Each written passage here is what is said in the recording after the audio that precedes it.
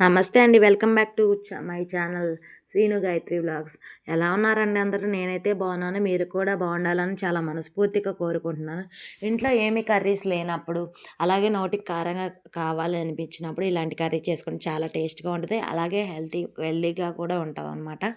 First అయితే వీడియోలోకి వెళ్ళిపోదాం. స్టవ్ వెలిగించేసుకొని పెనం పెట్టుకొని ఆయిల్ పోసుకొని దాంట్లోకి కావాల్సినంత తాలింపు గింజలు వేసుకొని, అలాగే జీలకర్ర ఆవాలు గినక వేసుకొని, తర్వాత తగినంత పసుపు వేసుకొని, దాంట్లో ఎండుమిర్చి కావాలంటే ఎండుమిర్చి, పచ్చిమిర్చి కావాలంటే పచ్చిమిర్చి వేసుకోండి. నేనైతే ఎండుమిర్చి వేసుకున్నాను అనమాట. ఎండుమిర్చి వేసేసుకొని ఒక రెండు అలాగా అవి లైట్ గోల్డ్ కలర్లోకి బ్రౌన్ కలర్లోకి వచ్చే విధంగా చూసుకోవాలన్నమాట. అలా అయ్యాక స్టవ్నైతే సిమ్లో పెట్టుకొని 2 ఎగ్స్ తీసుకోవాలి.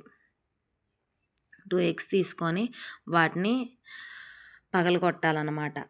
ఒకదానమ్మట ఒకటి పగలగొట్టాలి. అది కూడా సిమ్లోనే చేయాలన్నమాట. హైలో మాత్రం చేయబాకండి, మాడిపోతాయి అన్నమాట తాలింపు గింజలు అవి. కాబట్టి సిమ్లోనే చేసుకోవాలి. ఫస్ట్ అయితే 2 ఎగ్స్ తీసుకొని వాటిని పగలగొట్టుకోవాలి. పగలగొట్టుకున్న తర్వాత గరిటెతో కలపకుండా అలానే ఒక 5 మినిట్స్ దాకా సిమ్లోనే ఉంచుకొని అలానే ఉంచుకోవాలన్నమాట. దాన్ని కదిపితే ఏమైందంటే విరిగిపోద్ది అనమాట, టేస్టీ అనిపించదు. అలాగా 5 మినిట్స్ దాకా వీడియోలో చూపిస్తున్నట్టు 5 మినిట్స్ తర్వాత అలా ఉంటుంది అనమాట.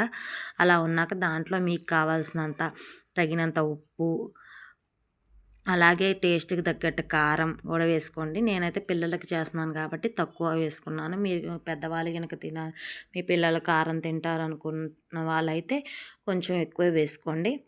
అలా వేసుకుంటే ఇంకా టేస్ట్‌గా ఉంటదనమాట. మా పిల్లలు తక్కువే తింటారు కాబట్టి నేను తక్కువే వేసుకున్నాను. ఇంకా వీడియోలో నేను చూపిస్తున్నట్టుగా హెవీగా కలపకుండా నార్మల్‌గా కలిపేయండి.